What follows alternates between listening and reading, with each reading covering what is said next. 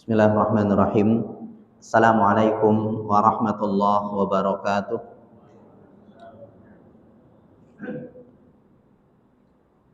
Innal hamdalillah nahmaduhu wa nasta'inuhu wa nastaghfiruh wa na'udzu billahi min shururi anfusina wa min sayyiati a'malina.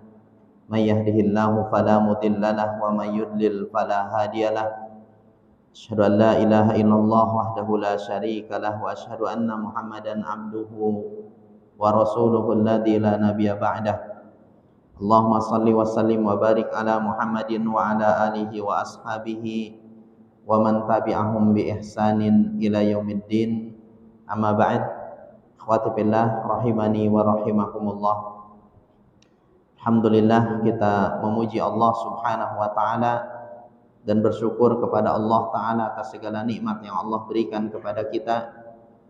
Kita telah berada di malam yang kedua dari bulan Muharram tahun 1444 Hijriah. Telah memasuki bulan Allah yang mulia, bulan Muharram, yang sekaligus karena bulan Muharram ini merupakan bulan pertama di dalam penanggalan Islam. Berarti ini merupakan pertemuan kita yang pertama di tahun yang baru.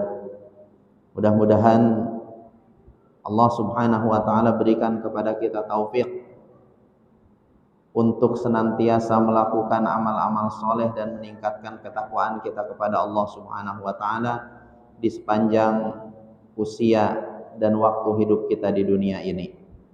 Kemudian salawat serta salam semoga Allah Subhanahu wa taala senantiasa limpah curahkan atas uswah dan qudwah kita, yaitu Nabi Muhammad sallallahu alaihi wasallam, Nabi rahmah yang amat sayang kepada umatnya, yang menjelaskan kepada umatnya segala hal-hal yang baik yang dapat mendekatkan seseorang ke dalam surga, dan Nabi yang juga saking sayangnya kepada umat telah menjelaskan kepada kita jalan-jalan keburukan, jalan-jalan yang mendekatkan kepada neraka, dan telah memberikan peringatan kepada kita untuk menjauhi jalan-jalan tersebut.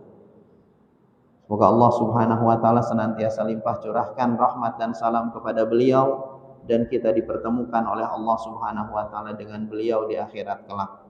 Ikhwah wa akhwati fillah, azani wa azzakumullah. Allah Subhanahu wa taala yang menciptakan segala sesuatu, fa'alul lima yurid. Dia melakukan apa saja yang dikehendakinya. Allah Subhanahu wa taala berkehendak untuk melakukan sesuatu, maka dia lakukan hal tersebut. Allah Subhanahu wa taala ingin memuliakan suatu tempat, suatu waktu dibandingkan tempat atau waktu yang lain. Bahkan terkadang Allah Subhanahu wa taala muliakan suatu makhluk dibandingkan makhluk yang lainnya, sehingga disebutkan oleh para ulama, lillahi khawasun minal azminah wal amkinah wal ashkhas. Allah Subhanahu wa taala memiliki khawas, sesuatu yang memiliki kedudukan khusus di sisinya, baik itu dari azminah, waktu-waktu tertentu, wal amkinah, ataupun tempat-tempat tertentu yang Allah muliakan dibandingkan tempat yang lain, bahkan wal ashkhas, satu pribadi tertentu yang Allah lebihkan dibandingkan yang lainnya. Allah Subhanahu wa taala telah memilih dari manusia-manusia yang diciptakan olehnya, Allah pilih mereka, Allah cintai dari kalangan mukminin, dari kalangan siddiqin, dari kalangan syuhada, dari kalangan sholihin. Kemudian dari orang-orang yang soleh, dari orang-orang yang beriman itu Allah pilih pula orang-orang yang menjadi nabi. Yang kata para ulama jumlah nabi itu sangat banyak, sampai 124.000 nabi. Dari sekian banyak nabi ada yang dipilih menjadi rasul atau rasul-rasul Allah Subhanahu wa taala, dan dari rasul-rasul yang diutus dengan membawa syariat yang baru berbeda dengan rasul sebelumnya, Allah juga lebihkan sebagian rasul di atas yang lainnya. Sebagaimana yang Allah sebutkan, tilkar rusul faddalna ba'dahum ala ba'din. Ya, demikianlah rasul-rasul tersebut. Kami tinggikan atau kami lebihkan antara rasul yang satu dengan rasul yang lainnya. Minhum man kalamallah wa rafa'a ba'dahum darajat. Di antara rasul-rasul ada yang Allah Subhanahu wa taala ajak berbicara secara langsung, dan yang ada sebagiannya Allah tinggikan derajat-derajat mereka. Ya. Dari rasul-rasul saja berbeda kedudukan atau manzilah mereka di sisi Allah Subhanahu wa taala. Dari satu tempat, misalnya dari muka bumi yang Allah ciptakan seluruhnya, ya, Allah pilih masjid sebagai tempat yang paling dicintainya. Ya. Nabi SAW mengabarkan kepada kita, inna ahabbal bilad indallah masajiduha. Tempat yang paling dicintai oleh Allah adalah masjid-masjidnya. Jadi masjid adalah tempat yang paling dicintai oleh Allah Subhanahu wa taala dari sekian luas tempat yang ada di muka bumi ini. Dan dari masjid-masjid yang ada, Allah unggulkan 3 masjid. Itu Masjidil Haram, Masjid Nabawi, Masjidil Haram di Makkah, Masjid Nabawi di Madinah, dan Masjidil Aqsa di Palestina. Siapa yang beribadah di 3 masjid tadi melebihi keunggulan beribadah di masjid-masjid yang lain. Ya, sementara setelah 3 masjid tadi, maka semua keutamaan masjid itu sama. Kita sholat di sini 2 rakaat dengan di Istiqlal sana 2 rakaat, pahalanya sama, nggak ada bedanya. Tapi kalau kita sholat di sini, ya 100 rakaat dengan di Masjid Nabawi 2 rakaat, tetap masih banyak di sana. Tapi sayang kalau sempat ke Masjid Nabawi cuma sholat 2 rakaat. Kadang orang banyak umroh datang ke sana, yang dikejar belanjanya, yang dikejar destinasi foto-fotonya. Justru kalau ke sana itu, ya, ibadahnya. Kapan kita akan sholat dengan pahala yang begitu besar sebesar di Masjidil Haram? Kalau udah balik ke Indonesia, nggak bisa lagi. Ya. Kalau sudah balik ke Indonesia, harus ribuan kali kita sholat baru mendapatkan keutamaan seperti sholat di Masjidil Haram atau di Masjid Nabawi. Ya. Nah, kalau umroh, ya serius, ya, fokuskan untuk memperbanyak ibadah. Kalau belanja itu gampang, ya, nyari kurma gampang, nyari jubah, nyari gamis itu gampang, nggak perlu jauh-jauh ke sana. Ya. Yang tidak gampang, yang sulit, yang nggak bisa kita cari adalah ya keutamaan Masjidil Haram, keutamaan Masjid Nabawi, keutamaan tawaf di Baitullah. Ya, maka jangan sampai kita terlena dan teralih fokus kita, ya, dari yang seharusnya memfokuskan diri ibadah, kemudian akhirnya banyak wisatanya, ya, banyak foto-fotonya, banyak update statusnya dibandingkan dzikirnya kepada Allah di tanah haram. Ini masjid yang Allah Subhanahu wa taala muliakan. Selain 3 masjid tadi, maka kedudukan masjid semuanya sama, pahalanya sholat di satu masjid yang satu dengan masjid yang lain tidak ada bedanya. Ini dari masjid. Dari waktu atau hari-hari, Allah milih hari Jumat sebagai hari terbaik. Di dalam sepanjang tahun ada hari-hari yang Allah unggulkan. Siapa yang beribadah di hari-hari tersebut, maka nilai ibadahnya itu lebih banyak dibandingkan hari-hari yang lain. Ada hari Arafah, ada hari 10 hari pertama bulan Dzulhijjah, ada hari-hari yang lain, yang hari-hari tersebut diutamakan atau dilebihkan oleh Allah Subhanahu wa taala, seperti bulan Ramadan, terutama 10 hari akhir Ramadan ini lebih utama. Malam-malam Ramadan terakhir lebih utama dibandingkan malam-malam awal Ramadan, walaupun Ramadan itu lebih utama dibandingkan bulan yang lain. Jadi Ada tempat yang Allah muliakan dibandingkan tempat yang lainnya. Ada masjid yang Allah muliakan dibandingkan masjid yang lainnya. Ya. Ada hari, kalau dalam setiap pekan dari 7 hari tersebut yang paling mulia adalah hari Jumat. Allah muliakan hari Jumat. Ya.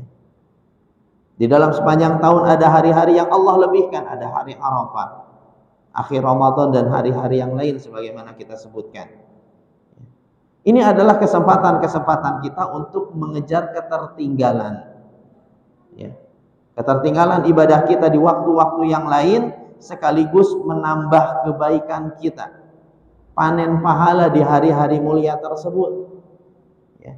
Jika di hari-hari ada hari-hari tertentu kita sebutkan, maka demikian pula di antara 12 bulan yang Allah Subhanahu wa ta'ala ciptakan, ada bulan-bulan yang mulia yang disebut dengan al-ashhurul hurum, yaitu bulan-bulan haram. Ya. Bulan-bulan haram yang Allah Subhanahu wa ta'ala berikan kesempatan ini kepada kita untuk benar-benar melakukan kebaikan, melakukan ketaatan dan kesungguhan di dalam beribadah kepada Allah. Cari pahala sebanyak-banyaknya. Bertobat dengan kesungguhan, dengan taubatan nasuha, jauhkan diri dari kemaksiatan dengan sekuat tenaga di bulan-bulan haram ini. Ya. Dan dari bulan-bulan yang haram itu, bulan Muharram termasuk di dalamnya. Ya. Yang baru kita lewati satu malam ini, kita masuk malam yang kedua dari bulan Muharram. Ini adalah termasuk hari-hari dan malam yang diutamakan oleh Allah Subhanahu wa ta'ala dibandingkan bulan-bulan yang lain. Keutamaan bulan Muharram pertama diisyaratkan oleh Allah di dalam surat At-Taubah 36. Allah Ta'ala berfirman, inna iddatas syuhur indallahi isna asara sahran. Sesungguhnya bilangan bulan di sisi Allah itu dalam setahun ada 12 bulan. Ya, jadi Allah yang telah menentukan hal tersebut. Ya. Fi kitabillah. Itu sudah Allah tentukan di dalam kitabnya yang mulia. Bahkan ketentuan ini yauma khalaqas samawati wal ardh. Telah Allah tetapkan ketika Allah ciptakan langit dan bumi. Jadi dalam satu tahun itu 12 bulan. Minha arba'atun hurum. Dzalika ad-dinul qayyim fala tadlimu fihinna anfusakum. Ya. Dari 12 bulan tersebut ada arba'atun hurum. Allah sebutkan 4 bulan yang haram. Minha arba'atun hurum. Dzalika ad-dinul qayyim. Ini ketetapan agama Allah yang lurus. Fala tadlimu fihinna anfusakum.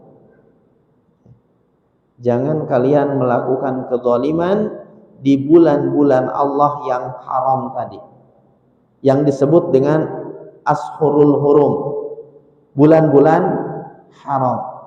Kata Allah ada 4. Ya. 4 bulan itu yang mana saja?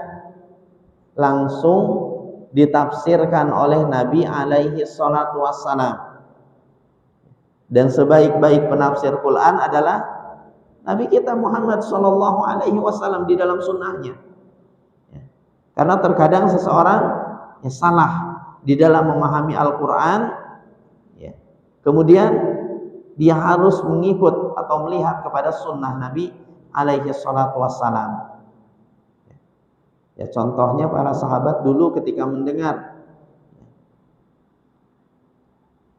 ayat alladzina amanu wa lam yalbisu imanahum bidzulmin ulaika lahumul amnu wa hum muhtadun.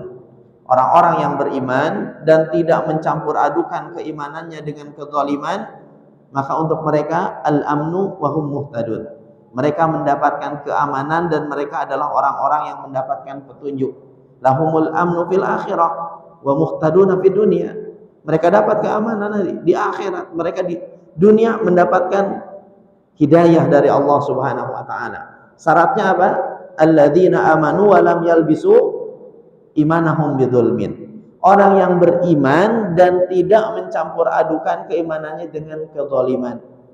Ketika mendengar hal tersebut, sebagian sahabat dulu kan bertanya-tanya. Kemudian mereka katakan, siapa di antara kita yang enggak pernah zalim? Kita iman kepada Allah, iya, iman kepada Rasul, iya. Tapi siapa yang nggak pernah zalim di dalam hidupnya? Pasti pernah melakukan kezaliman. Maka apa kata Nabi alaihi salatu wasallam? Yang dimaksud kezaliman di dalam ayat tersebut bukan kezaliman seperti yang kita kira. Merendahkan orang kezaliman, ghibah kezaliman, kemudian masuk kerja, datang lambat, pulang cepat, gaji minta full, kezaliman, macam-macam kezaliman yang lain. Ya. Banyak. Rasa-rasanya nggak ada orang yang nggak pernah melakukan kezaliman. Ya. Dusta juga kezaliman. Sudah mampu tapi nggak segera bayar hutang juga kezaliman. Ya. Jadi siapa kita yang benar-benar selamat imannya dari kezaliman? Nggak ada. Ya. Maka ketika mereka katakan itu kepada Nabi alaihi salatu wassalam, maka kata Nabi, bukan kezaliman seperti yang kalian kira yang dimaksud di dalam ayat tersebut. Tetapi yang dimaksud di dalam ayat tersebut, alladzina amanu walam yalbisu imanahum bidzulmin. Maksud kezaliman di situ adalah kesyirikan. Sebagaimana disebutkan Allah di dalam firman-Nya yang lain, innasyirka ladzulmun adzim. Sesungguhnya syirik adalah kezaliman yang besar. Maka makna alladzina amanu wa lam yalbisu imanahum bidzulmin, orang-orang beriman dan tidak mencampur adukan keimanannya dengan kezaliman, maksudnya dia beriman kepada Allah dan tidak berbuat syirik. Ya. Murni di dalam beribadah kepada Allah, mentauhidkan Allah Subhanahu wa taala, enggak pernah berbuat kesyirikan. Ini yang dimaksud. Ulaika lahumul amnu wa hum muhtadun. Merekalah yang mendapatkan janji dari Allah berupa keamanan, dan merekalah yang akan mendapatkan hidayah atau petunjuk dari Allah Subhanahu wa taala. Jadi penting kita mempelajari sunnah Nabi sallallahu alaihi wasallam, karena Nabi sebaik-baik penafsir Al-Qur'an. Nah, ketika Allah Subhanahu wa taala berfirman di dalam surah At-Taubah ayat 36 ini, disebutkan oleh Allah minha arba'atun hurum, dari 12 bulan ini, ya, di dalam setiap tahun 12 bulan Allah pilih ada arba'atun hurum, 4 bulan yang haram. Ya, enggak disebutkan oleh Allah. Siapa yang menyebutkan nama-nama bulannya? Nabi alaihi salatu wassalam. Nabi kita Muhammad sallallahu alaihi wasallam. Ya, sebagaimana di dalam hadis dari sahabat Abu Bakrah radhiyallahu taala anhu. Apa kata Abu Bakrah? Inna zaman qad istadar kahayatihi yauma khalaqallahu as-samawati wal ard. Zaman itu terus berputar. Ya. Sebagaimana sejak hari Allah Subhanahu wa taala ciptakan langit dan bumi. As-sanatu isna asyara syahran. 1 tahun itu dari dulu ya 12 bulan. Ya. 1 tahun itu 12 bulan. Isna asyara syahran. 1 tahun ada 12 bulan. Ya. Minha arba'atun hurum. Dari 12 bulan ada 4 bulan haram. Ya. Yang tidak disebutkan oleh Allah kemudian disebutkan oleh Nabi. Ada arba'atun hurum, 4 bulan haram. Salasun mutawaliyat. Yang 3 bulan haram ini berurutan. Ya. Ini jangan sampai kita kaum muslimin nggak tahu bulan-bulan di dalam Islam. Ya. Karena kita biasa dengan memakai penanggalan Masehi. Terkadang muslim sudah puluhan tahun usianya sudah tua-tua, nggak hafal 12 bulan Hijriah. Ini jangan sampai gitu. Ya. Karena ibadah-ibadah kita itu berkaitan dengan bulan Hijriah, bukan dengan bulan Masehiyah, tidak. Bukan dengan bulan Syamsiyah, dengan Qamariyah. Kapan kita harus puasa tengah bulan? Ya. Tentu yang jadi patokan adalah bulan Qamariyah. Kapan kita harus bayar zakat? 1 haul. 1 haulnya itu adalah 1 haul 1 tahun dalam hitungan bulan Qamariyah. Bukan Samsiyah. Maka mesti hafal urutannya. Ya, kalau bisa hari-harinya kita hafal. Walaupun susah. Ya. Karena kita jarang menggunakannya, apalagi di dalam forum-forum resmi di negeri kita. Kita nggak hafal. Ya paling Ramadan lah hafal. Ini 1 Ramadan, 2 Ramadan, 3 Ramadan. Tapi bulan lain seringnya kita nggak hafal. Ya. Seharusnya seorang muslim juga tahu hitungan bulan-bulan hijriah. Nah kata Nabi, bulan-bulan haram itu ada 4 yang salasun mutawariyat. Yang 3 ini berurutan, bersambung dia. Apa yang bersambung itu? Dzulqa'dah, Dzulhijjah, Muharram. Ini nyambung. Satu lagi, bulan apa? Rajab alladzi baina Jumada wa Sya'ban. Nah, ya, yaitu bulan Rajab kata Nabi yang pisah. Karena habis Muharram kita masuk bulan-bulan lain yang hitungannya ya biasa, gitu. Bukan bulan haram. Ya, Safar. Biasa. Kemudian Rabiul Awal, Rabiul Akhir. Demikian juga Jumadil Awal dan akhir biasa. Baru nanti masuk Rajab alladzi baina Jumada wa Sya'ban. Yang letaknya di antara bulan Jumadis Tsaniyah dan bulan Sya'ban. Ini mesti hafal. Dzulqa'dah, Dzulhijjah, Muharram. Ini berurutan. Berarti bulan haram itu sudah sejak 2 bulan yang lalu. Masuk bulan Dzulqa'dah ini sudah waktu yang seharusnya kita beribadah itu meningkat dibandingkan waktu yang lain. Ya. Sekarang tinggal terakhir dari 3 bulan yang berurutan, yaitu bulan Muharram. Ya. Salasun mutawaliyat. Ya. Yang 3 yang berurutan, nanti ketemu lagi bulan haram adalah pada bulan Rajab. Juga bulan haram. Jadi Nabi SAW yang menafsirkan langsung 4 bulan haram di dalam surat At-Taubah ayat 36 ini adalah Dzulqa'dah, Dzulhijjah, Muharram, Rajab. Apa kelebihannya, keistimewaannya? Tadi Allah ingatkan, la tadlimu fihinna anfusakum. Jangan kalian melakukan kedzaliman pada bulan-bulan tersebut. Qatadah rahimahullahu taala mengatakan makna la tadlimu fihinna anfusakum. Jangan kalian melakukan kezaliman atas diri sendiri di bulan tersebut. Maknanya adalah inna dzulma fil ashhuril hurum a'dhamu khati'atan wa wizran minadz dzulmi fi ma siwaha. Sesungguhnya kezaliman pada bulan-bulan yang haram, ketika dilakukan kezaliman tersebut, maka nilai dosanya itu a'dhamu khati'atan wa wizran minadz dzulmi fi ma siwaha. Nilai dosanya lebih besar. Nilai dosanya itu lebih tinggi dibandingkan dilakukan di bulan-bulan yang lain. Wa in kana dzulmu ala kulli halin 'azima. Walaupun yang namanya zalim kapanpun dilakukan, ya ini dosa. Ya. Dosa, besar juga dosanya. Tetapi ketika kita melakukan kezaliman itu pada bulan haram, maka lebih besar dosanya.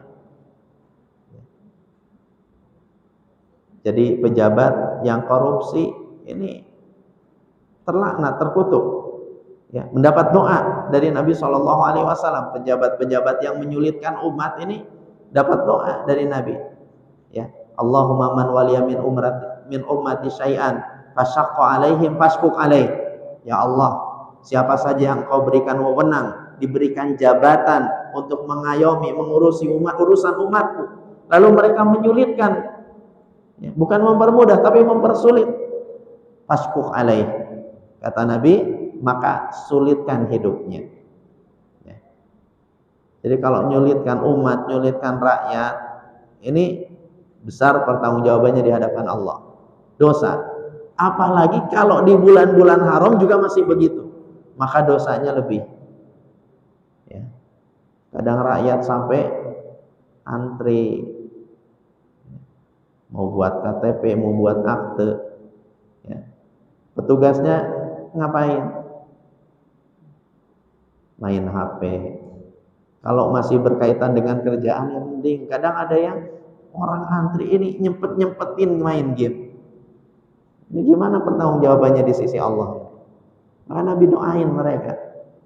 Dan sebaliknya, yang Allah berikan jabatan, berikan kekuasaan, lalu memudahkan urusan orang, Allah Subhanahu wa taala akan mudahkan urusannya karena Nabi mendoakan kemudahan untuknya.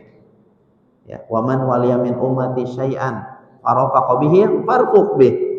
Yang kau berikan jabatan, berikan wewenang, ngurusi urusan umatku, kemudian dia berbuat baik kepada umatku, memudahkan urusan mereka, bersikap lembut kepada mereka, maka bersikaplah lembut kepada mereka ya Allah.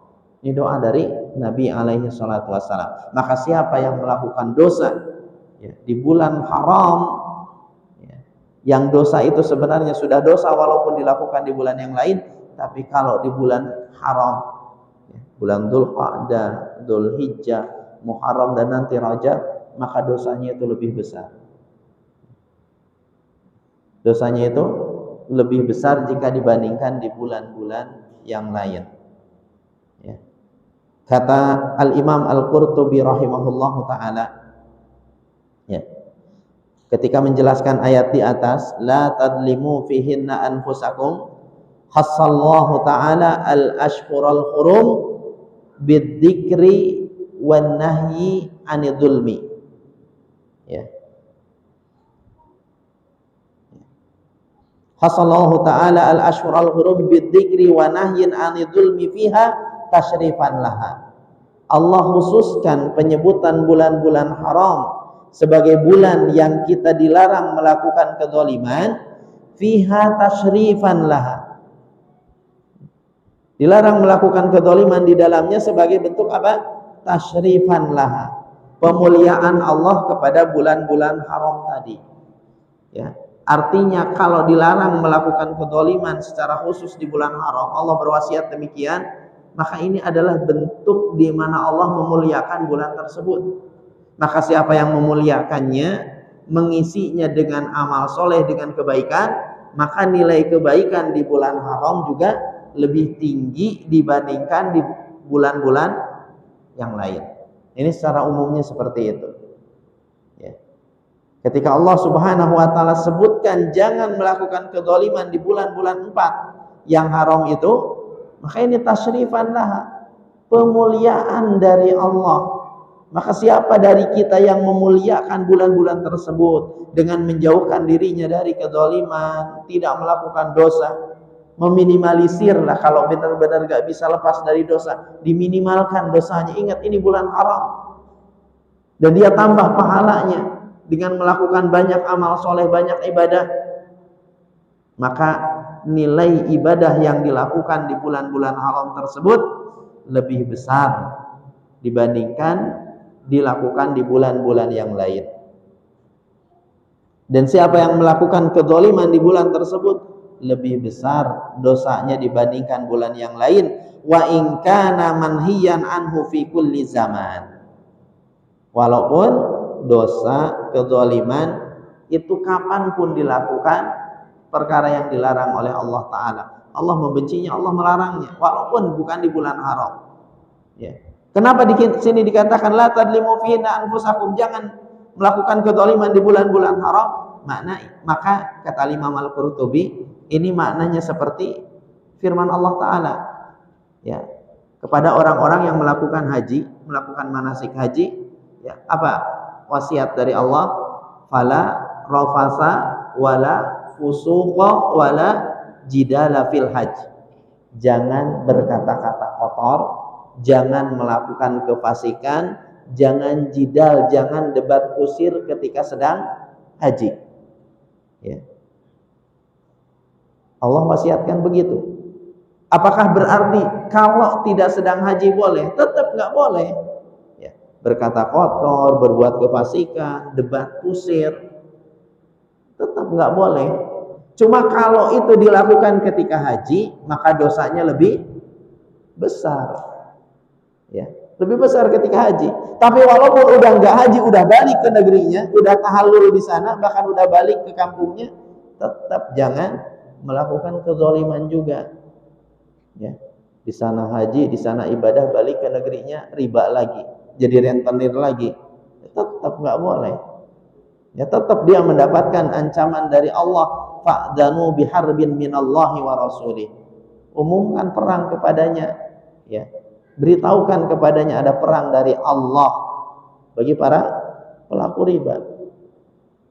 Ya. Al-Imam Abdurrahman As-Sa'di rahimahullahu taala, beliau juga menyebutkan di dalam tafsir beliau Taisir Karimir Rahman fi Tafsir Kalamil Manan, wa yahtamilu anna dhamir ya'udu ilal arba'atil hurum. Dhamir fihinna, ya. La tadlimu fihinna anfusakum. Ya, dhamir itu kata ganti, di situ ada kata ganti. Jangan kalian melakukan kedzaliman fihinna, pada bulan-bulan tersebut, kata Syekh Abdurrahman As-Sa'di, ya. Dhamir itu bisa kembali kepada arba'atun hurum tadi, 4 bulan haram. La tadlimu fihinna, jangan kalian melakukan kedzaliman di 4 bulan haram tersebut. Ya. Wa anna hadza nahyun lahum 'anidz-dzulmi fiha. Ini adalah larangan dari Allah melakukan kedzaliman di bulan-bulan haram tadi, khususan ma'an nahyi 'anidz-dzulmi kulli waqtin. Sebagai taksis, pengkhususan dari Allah. Allah memberikan perhatian khusus, peringatan khusus kepada kita yang hendaknya juga kita memperhatikan. Di bulan-bulan haram itu jangan melakukan kedzaliman. Walaupun sebenarnya Allah sudah larang kita melakukan kedzaliman itu an kulli waqtin atau fi kulli waqtin, di waktu kapan saja. Nanti bulan Safar juga jangan. Di bulan Rabiul Awal juga jangan, di bulan yang lain juga jangan. Tapi kalau di bulan haram, Allah wasiatkan secara khusus supaya kita juga memberikan perhatian secara khusus nih. Perhatikan diri kita, jangan melakukan kedzaliman. Ya. Li ziyadati tahrimiha, karena bertambahnya keharaman ketika kedzaliman atau dosa itu dilakukan di bulan haram. Ya. Wa kaunu dzulmu fiha asyaddu min ghairiha, dan nilai zalim pada bulan haram itu asyad, ya, lebih tinggi, lebih besar dosanya, lebih pedih balasan dari Allah jika dibandingkan di bulan-bulan yang lain. Jadi ini keutamaan 4 bulan haram. Lalu bagaimana dengan bulan Muharram secara khusus? Ya. 4 bulan haram disebutkan oleh Allah, disebutkan oleh Nabi. Ya. Lalu bagaimana dengan Muharram secara khusus? Kita lihat penjelasan dari Al-Hafidz Ibnu Rajab Al-Hanbali. Di dalam kitab beliau Lataiful Ma'arif, kata beliau, wa syarrafallahu ta'ala hadza syahra min baini sa'iri syuhur. Allah Subhanahu wa taala memuliakan bulan Muharram. Allah Subhanahu wa taala memuliakan bulan Muharram ini dibandingkan bulan-bulan yang lain. Ya. Fasummiya bi syahrillah al-Muharram. Sehingga bulan Muharram ini disebut syahrullah, bulan Allah. Nabi yang bilang ini. Ya.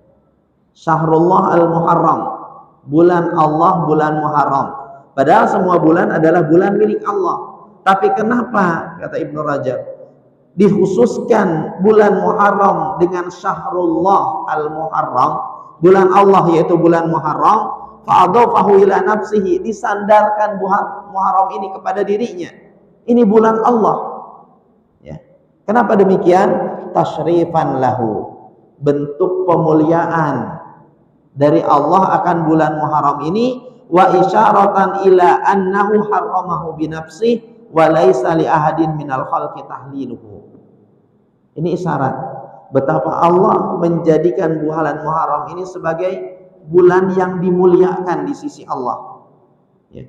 Sebagai bulan haram, yaitu haram melakukan kedzaliman, maka jangan sampai ada seorang makhluk pun yang menghalalkan dirinya melakukan kedzaliman di bulan Muharram ini. Maka diingetin, ini bulan Syahrullah Muharram, bulan Allah Muharram. Maka ketika kita mendengarnya saja, ya, seharusnya kita agungkan bulan ini. Ya.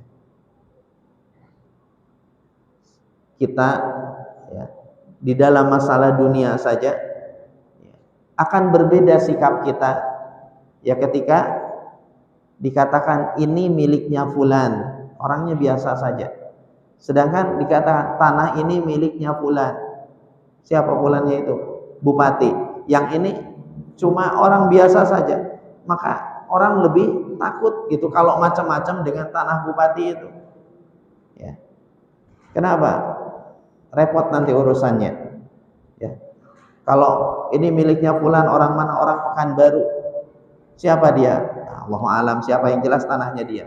Sebagian orang mungkin berani dia bangun di situ. Mungkin berani macam-macam dengan tanahnya. Tapi kalau dibilang ini tanahnya Pak Gubernur, takut orang. Ya. Ingat tanah gubernur. Nah, bulan Muharram disebut oleh Nabi Syahrullah, bulan Allah, bulan Muharram. Maka seharusnya orang beriman takut kalau melakukan dosa. Ini bulannya Allah. Allah sandarkan bulan itu kepada dirinya sebagai bentuk tasyrifan, pemuliaan dari Allah kepada bulan Muharram. Maka jangan ada seorang pun makhluk yang berani untuk yang menghalalkan kedzaliman di bulan yang telah Allah haramkan tersebut. Ya. Sebagian ulama juga mengatakan al-Muharramu summiya bidzalik likaunihi syahran muharraman wa ta'kidan li tahrimihi. Bulan Muharram itu dinamai dengan Muharram, bulan Muharram yang artinya bulan yang diharamkan, ya karena kedzaliman dan dosa di bulan Muharram ini lebih-lebih ditekankan lagi untuk haram dilakukan. Ya, sehingga dinamai bulan apa ini? Bulan Muharram. Orang langsung ingat, ya, bulan yang diharamkan melakukan kezaliman. Ya. Di sini pentingnya kita harus hafal ini bulan-bulan haram itu, kapan Muharram, kapan Safar dan yang lainnya. Ya. Kemudian kata Ibnu Rajab lagi, wa qad rajjaha ta'ifatun minal ulama anna Muharraman afdalul ashhuril hurum. Ya, dan sekelompok ulama telah merajihkan, ya, telah menguatkan bahwasannya bulan Muharram ini adalah bulan yang paling mulia di antara ashhurul hurum, di antara 4 bulan haram yang lain. Ya, apa saja tadi? Dzulqa'dah, Dzulhijjah, Muharram dan Rajab. Kata Ibnu Rajab Al-Hanbali, ya, sekelompok ulama merajihkan bulan Muharram, menganggap bahwasannya dari 4 bulan yang haram itu, Muharram itulah bulan yang paling mulia. Itu bulan yang paling mulia. Ya. Di antara yang berpendapat seperti ini adalah Al-Imam Hasan Al-Basri. Tentang 4 bulan haramnya, ini nggak ada perbedaan para ulama. Yang dimaksud Allah dalam surat At-Taubah ayat 36, 4 bulan haram, nggak ada beda para ulama. Karena Nabi yang sudah menyebutkan nama-namanya, Dzulqa'dah, Dzulhijjah, Muharram, Rajab. Tapi dari 4 bulan haram ini mana yang paling utama? Ada perbedaan di antara para ulama. Ada yang mengatakan Dzulhijjah, ada yang mengatakan Muharram lebih utama. Ya. Nah, sebagian kelompok ulama sudah menetapkan Muharram itu lebih utama dibandingkan 3 bulan yang lain. Di antaranya adalah Al-Imam Hasan Al-Basri. Ya. Imam Hasan Al-Basri memuliakan bulan Muharram dan mengatakan ini lebih mulia dibandingkan bulan yang lain. Demikian juga sekelompok ulama-ulama yang lain. Lalu bagaimana kalau dibandingkan dengan Ramadan? Kita terangkan setelah sholat Isya. Karena sudah masuk waktu Isya, ya kita berhenti mendengarkan adzan dan sholat Isya. Kita sambung sedikit nanti setelah sholat Isya. Assalamualaikum warahmatullahi wabarakatuh.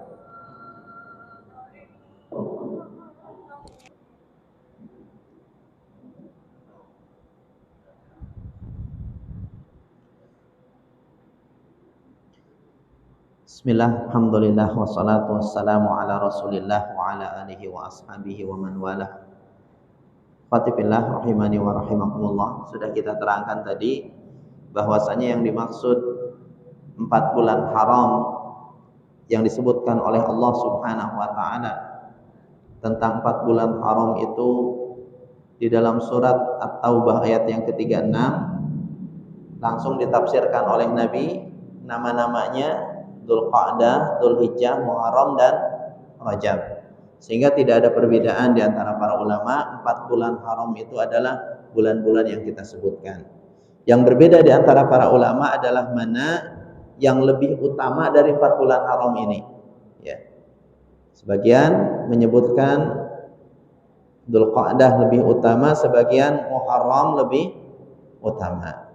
Di antaranya adalah Imam Al-Hasan Al-Basri rahimahullahu taala. Al-Imam An-Nawawi rahimahullahu ta'ala juga menyatakan di dalam kitab beliau Al-Majmu' Syarhul Muhaddab, kata Imam Nawawi, qala ashabuna, sahabat-sahabat kami mengatakan. Siapa yang dimaksud sahabat-sahabat kami oleh Imam Nawawi? Maksudnya adalah ulama-ulama dari kalangan madhab Syafi'i. Ya, karena Al-Imam Abu Zakaria Yahya bin Syaraf An-Nawawi adalah ulama atau faqih, ahli fikih dari madhab Syafi'i. Maka ketika beliau mengatakan qala ashabuna, sahabat-sahabat kami mengatakan, maka maknanya adalah ulama-ulama Syafi'iyah. Wa minas shaumil mustahab shaumul ashhuril haram. Dan di antara puasa yang disunahkan adalah puasa di bulan-bulan yang haram. Wahia, dan bulan-bulan haram itu adalah Dzulqa'dah wa Dzulhijjah wal Muharram wa Rajab. Yaitu Dzulqa'dah, Dzulhijjah, Muharram dan Rajab. Maka disunahkan berpuasa di bulan-bulan tersebut. Wa afdaluha al-Muharram, dan yang paling mulia di antara 4 bulan tersebut adalah bulan Muharram.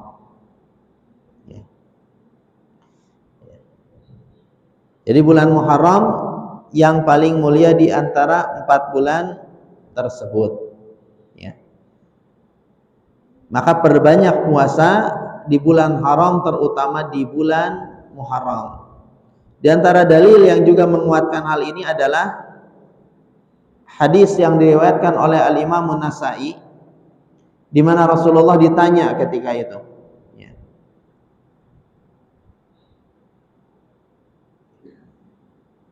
Ayul laili khairun wa ayul ashhuri afdal. Wahai Rasul, malam, ya, bagian malam manakah yang paling utama dan bulan manakah yang paling utama? Maka kata Nabi SAW, khairul laili jawfuhu wa afdaluhal ashhuri wa afdalul ashhur syahrullah alladzi tad'unahu al-Muharram. Jadi jelas di sini jawaban Nabi ketika ditanya, ya, bulan mana yang paling mulia? Kata Nabi, afdalul ashhur, ya, bulan yang paling mulia adalah syahrullah, yaitu bulan Allah, alladzi tad'unahu al-Muharram, yang kalian menyebutnya dengan bulan Muharram. Jadi ini bulan yang paling mulia. Namun ini dikomentari oleh Al-Hafidz Ibnu Rajab, wa itlaquhu fi hadzal hadis afdalul ashhur, dan pemutlakan di dalam hadis ini, ya, di mana disebutkan oleh Nabi afdalul ashhur, bulan yang paling mulia, mahmulun ala ma ba'da Ramadan. Ya. Ini dibawa maknanya adalah tentunya Ramadan tidak dimasukkan, gitu. Jadi makna pertanyaan ini bisa jadi orang itu nanya, ini kan 4 bulan haram wahai Rasul, mana yang paling mulia, mana yang paling utama dari 4 bulan haram itu? Yaitu bulan Muharram. Ya, ini kalau Ramadan tidak diikutkan, gitu. Karena kalau diikutkan dalam 1 tahun, termasuk di dalamnya bulan Ramadan, ya, maka bulan Ramadan tentu lebih mulia dibandingkan bulan-bulan yang lain. Ya, bulan Ramadan nggak ada lagi perbedaan pendapat para ulama bahwasanya Ramadan adalah bulan yang paling mulia. Ya. Dan di dalam Ramadan juga ada malam yang paling mulia yang disepakati, itu merupakan malam yang paling mulia sepanjang tahun, yaitu Lailatul Qadar.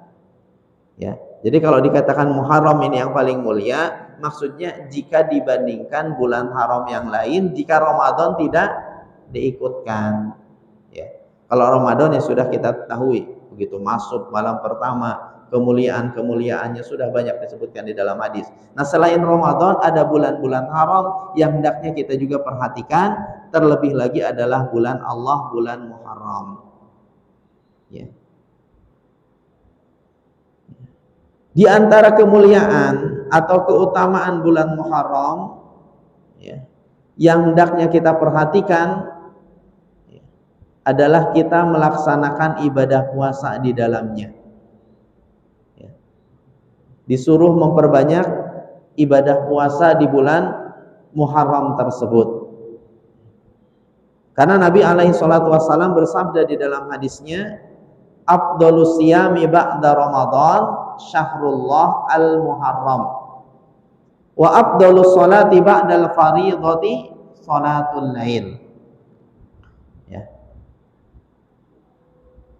Sebaik-baik, ya, afdhalus siyam, sebaik-baik atau seutama-utamanya puasa, ya, di bulan Ramadan, ya, sebaik-baik puasa setelah Ramadan, ya, yaitu saumu syahrillah al-Muharram, berpuasa di bulan Allah, bulan Muharram. Kalau bulan Ramadan ya sudah jelas, ya, hukum puasa di dalamnya juga wajib, bahkan termasuk rukun Islam. Ya. Maka yang ditanyakan, apa yang paling utama puasa setelah Ramadan? Kapan lagi wahai Rasul kita diperintahkan untuk perbanyak puasa? Maka kata Nabi, banyakin puasa di bulan Muharram. Wa afdhalus sholati ba'dal fardhah sholatul lail. Sedangkan sholat yang paling afdal, yang paling utama setelah sholat fardu, setelah sholat yang 5 waktu, maka yang paling utama adalah sholatul lail, sholat di malam hari. Ya. Jadi sholat malam ini yang paling utama. Kata Ibnu Qasim rahimahullah, wa hadzal hadisu sharihun fi anna afdala ma tutawwa'u, ya, ma tutawwa'u bihi minas siyam ba'da Ramadan saumu syahrillah al-Muharram li'anna ba'da tatawwu qad yakunu afdal min ayami. Hadis ini ya secara jelas menerangkan bahwasannya yang paling utama, ya, dari bulan-bulan yang paling utama untuk diisi dengan siam, dengan puasa setelah Ramadan adalah saumu syahrillah al-Muharram, yaitu bulan Muharram yang disebut syahrullah. Kalau kita berbicara bulan yang mana, jadi bulan yang mana yang paling utama untuk kita isi dengan puasa, maka jawabannya secara mutlak setelah Ramadan adalah bulan Muharram. Ya. Kalau secara bulan, ya. Karena terkadang ya ada hari-hari tertentu yang puasa di dalamnya lebih mulia dibandingkan, ya, bulan-bulan atau hari-hari yang lain, seperti puasa Arafah. Ya. Itu lebih mulia. Karena apa kata Nabi keutamaan puasa Arafah? Ahtasibu 'alallah ayyukaffiras sanatal madiyah wal baqiyah. Atau ayyukaffiras sanatal lati qablahu wa ba'dahu. Ya.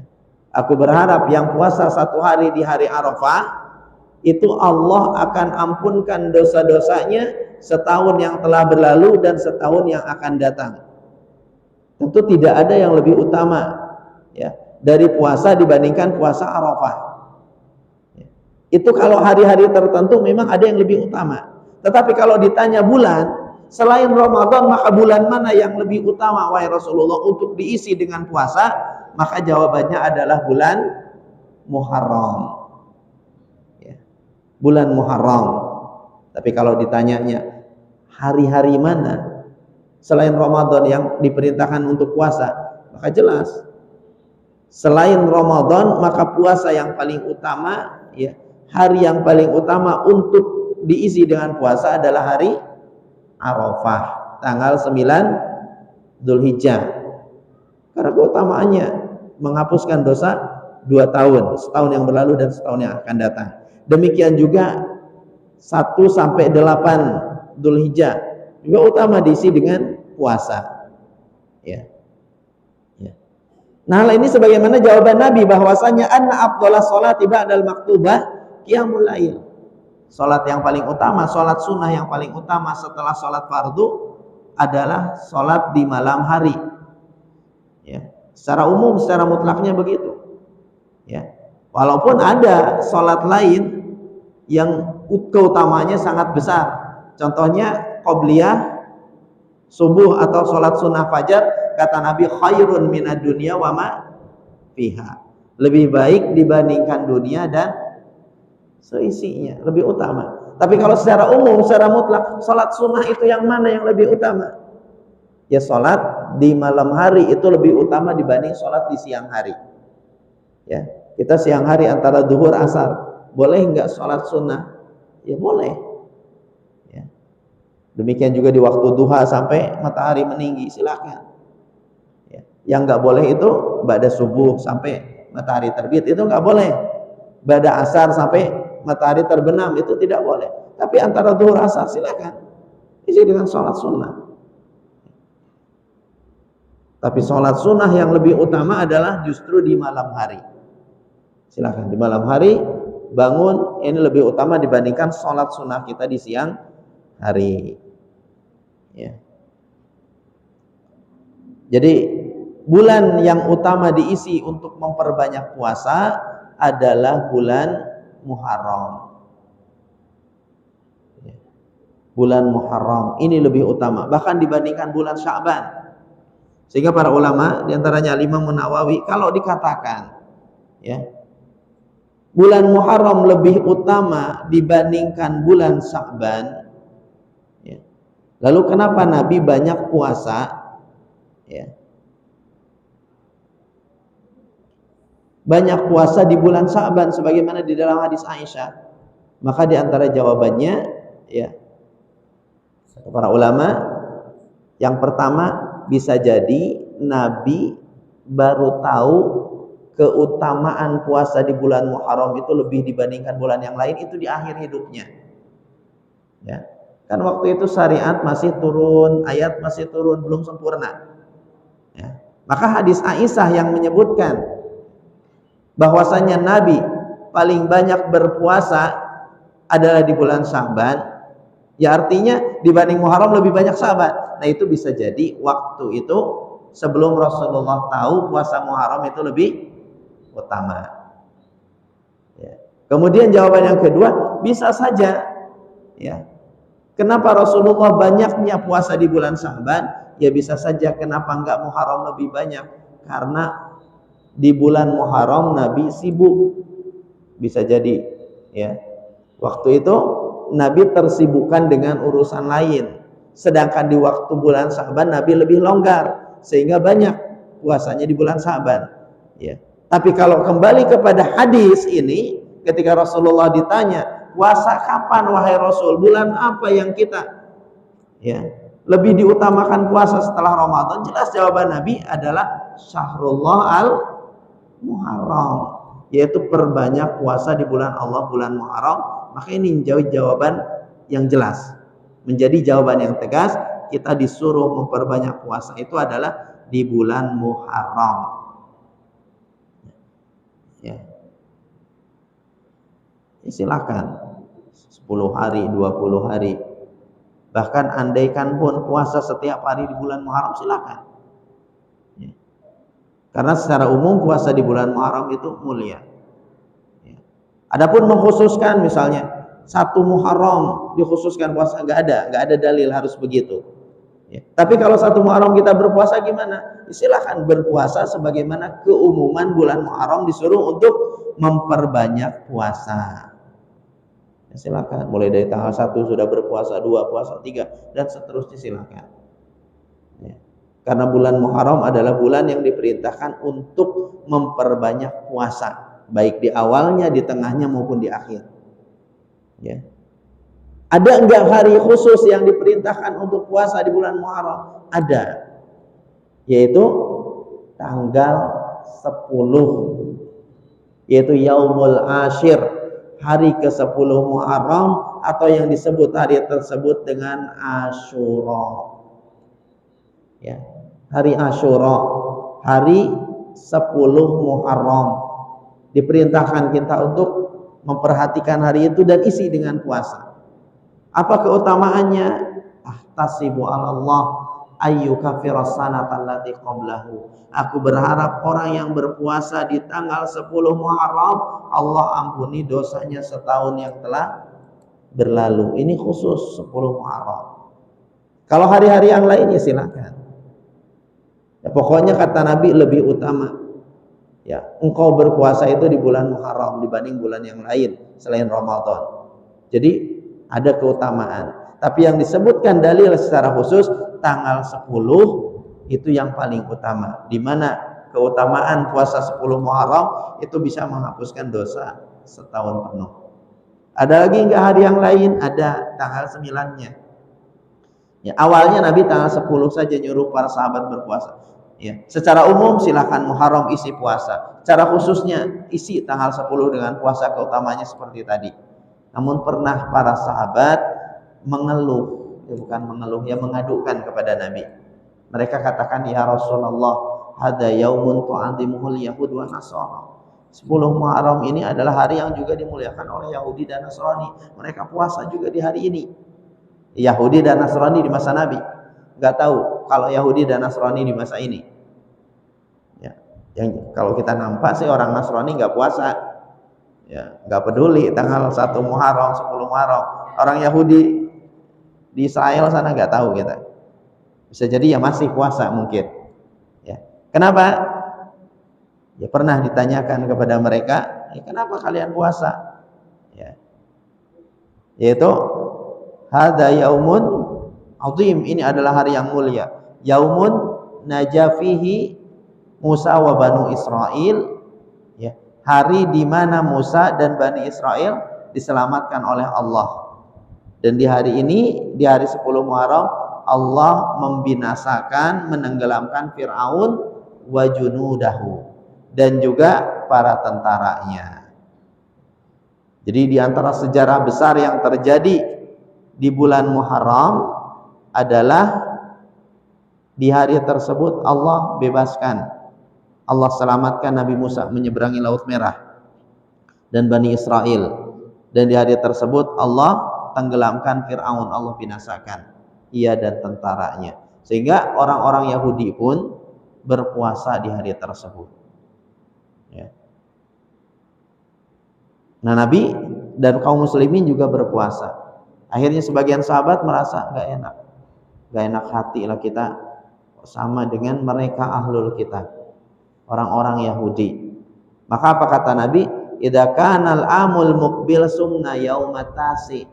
Kalau gitu tahun depan supaya membedakan kita dengan mereka, kita juga akan berpuasa di tanggal 9. Jadi orang-orang Yahudi puasanya hari Asyura tanggal 10 saja, kita kaum muslimin disuruh berpuasa di tanggal 9. Maka dari bulan Muharram silahkan banyakin puasa. Gak bisa banyak-banyak, perhatikan khusus 2 hari ini, tanggal 9-nya dan tanggal 10-nya. Kalau harus milih, gak bisa 2 hari, Ustaz. Saya kalaupun bisa cuma 1 hari, pilih tanggal 10. Ya. Kalau bisa 2 hari. Kalau harus milih di antara 2 ini, ya tanggal 10-nya ini yang ada hadis keutamaan secara khusus. Baiknya ya 2 hari. 1 tanggal 10 mendapatkan keutamaan, ya, dihapuskan dosa setahun. Tanggal 9 sebagai bentuk penyelisihan terhadap orang-orang Yahudi yang juga berpuasa tanggal 10. Tapi andai pun kita berpuasa tanggal 10-nya, ya tetap ya keutamaan berpuasa di hari tersebut adalah orang akan diampuni dosanya setahun yang telah berlalu. Baik. Selesai ini penjelasan tentang keutamaan bulan Muharram. Kemudian diperintahkan puasa. Diperintahkan puasanya itu kapan? Silakan dari awal Muharram sampai akhir kalau mampu. Enggak mampu ya 2 hari sekali. Tidak mampu ya di hari-hari Senin Kamisnya misalnya. Ya. Enggak bisa kita kerja, perlu tenaga, apalagi kerja sama orang. Perhatikan betul tanggal 9 dan tanggal 10-nya ini yang paling agung, yang paling mulia, yang paling besar pahalanya di dalam puasa di bulan Muharram. Baik, kita cukupkan. Sebelum ditutup silakan jika ada pertanyaan seputar pembahasan kita atau hal-hal lain yang terkait dengannya. Ya.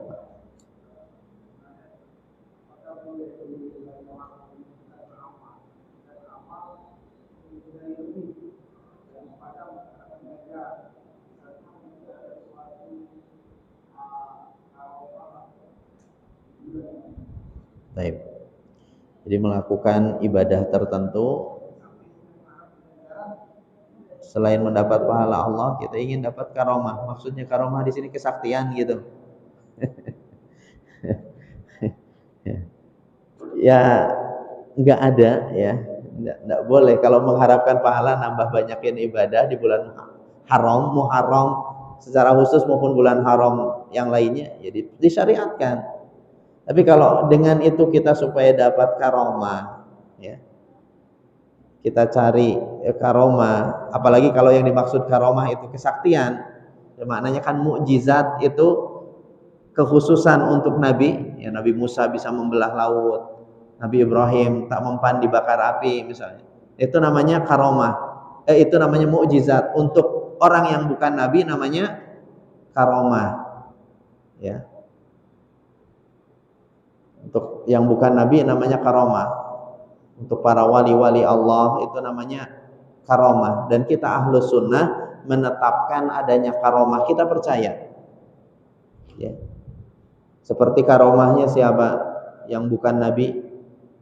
Jurais, itu kan karomah, bukan Nabi Jurais itu. Demikian juga siapa lagi yang bukan Nabi itu ya banyak, termasuk dari umat Nabi Muhammad maupun umat-umat dahulu ya. Wais Al-Qarani itu doanya mustajab ya. Itu adalah diantara karomah para wali-wali Allah. Nah kita ingin berpuasa atau ibadah-ibadah yang lain supaya dapat karomah ya, maka ini tidak disyariatkan ya, karena karomah kesaktian tadi itu didapati oleh mereka karena ketaatan mereka kepada Allah, lalu Allah berikan kepada mereka. Dan para ulama menyebutkan ada yang lebih besar yang harus dicari, diperhatikan betul oleh orang-orang beriman, itu bukan karomahnya. Yang lebih besar, bahkan bisa dikatakan karomah terbesar itu apa? Istiqomah. Istiqomah dalam ibadah ya. Ini lebih besar dibandingkan karomah itu sendiri. Sehingga sebagian ulama mengatakan al-istiqomatu khairun min alfi karomah. Istiqomah di dalam ibadah itu lebih baik dibandingkan 1000 karomah. Ya. Kenapa? Karena orang dapat karomah belum tentu istiqomah. Kisah Barsisah itu orangnya sakti luar biasa, Allah berikan karomah, ujung-ujungnya sesat. Ya. Karena sebenarnya karomah itu bukan dicari, tapi Allah berikan sebagai penguat keimanan dia agar dia istiqomah. Makanya yang terjadi pada seorang ibu yang masih menyusui bayi yang masih merah, bayinya belum lama lahir ke dunia ya. Dia beriman kepada Allah, yakin kepada Allah, dia nggak nyari karomah. Tapi ketika itu Allah berikan dia karomah. Ketika dia bimbang, dia akan dimasukkan ke dalam parit berapi oleh raja dan pasukannya yang zalim. Kisah Ashabul Ukhdud, dia bimbang.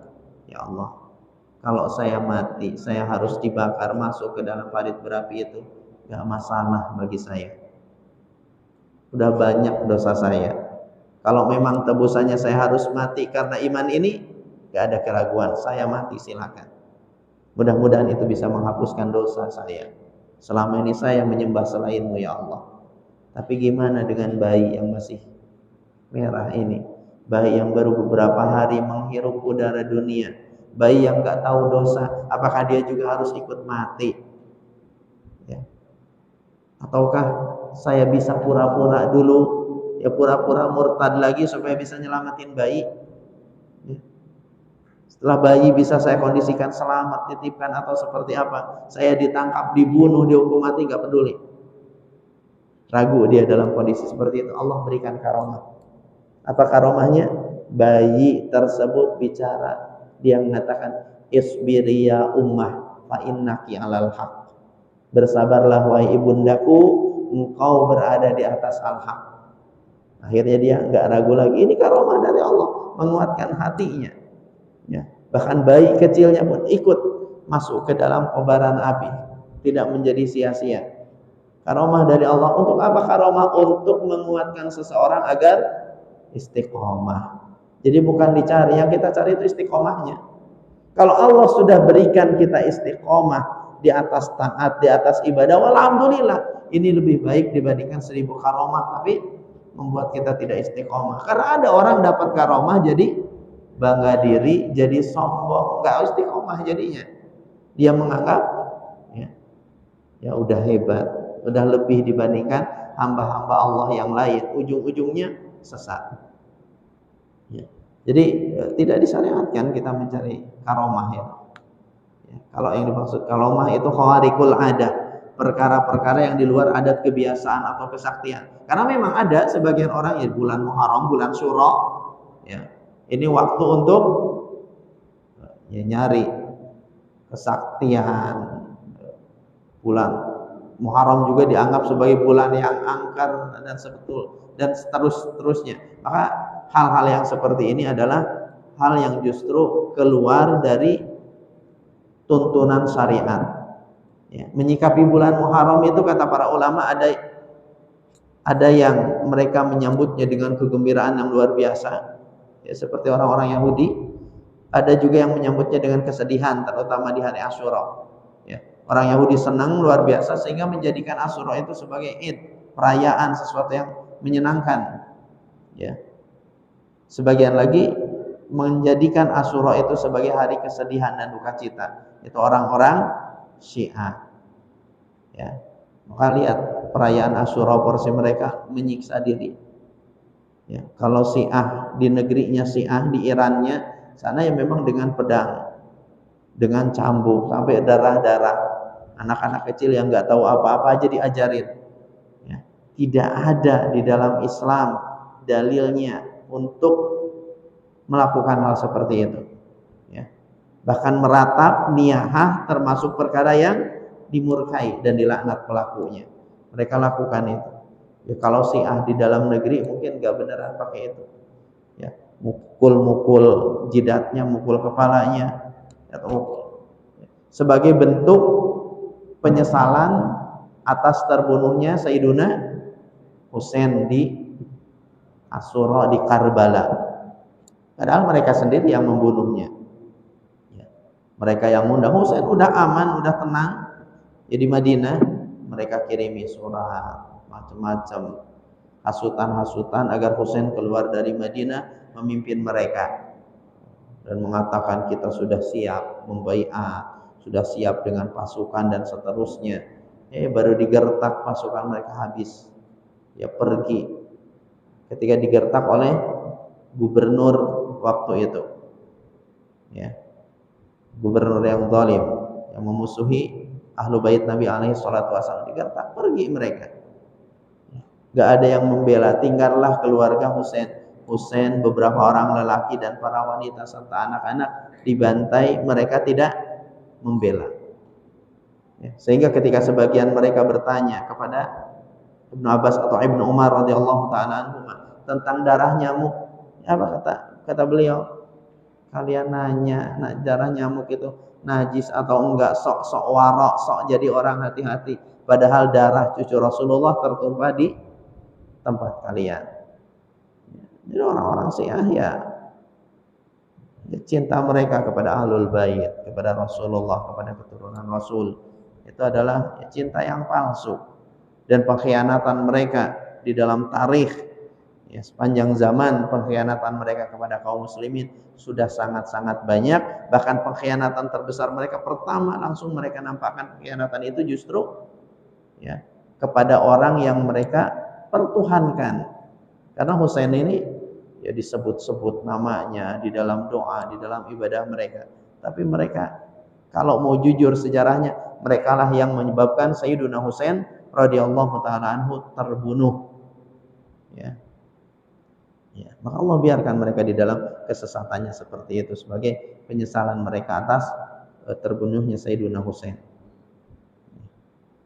Jadi di sisi kita ahlu sunnah, bulan Muharram ya termasuk Ashhurul Hurum, termasuk bulan Allah yang mulia. Bahkan sebagian ulama-ulama ahlu sunnah menyebutkan dibanding 3 bulan yang lainnya, Muharram yang paling mulia, dan hari Asyura lebih diutamakan, lebih diperhatikan kita isi dengan puasa.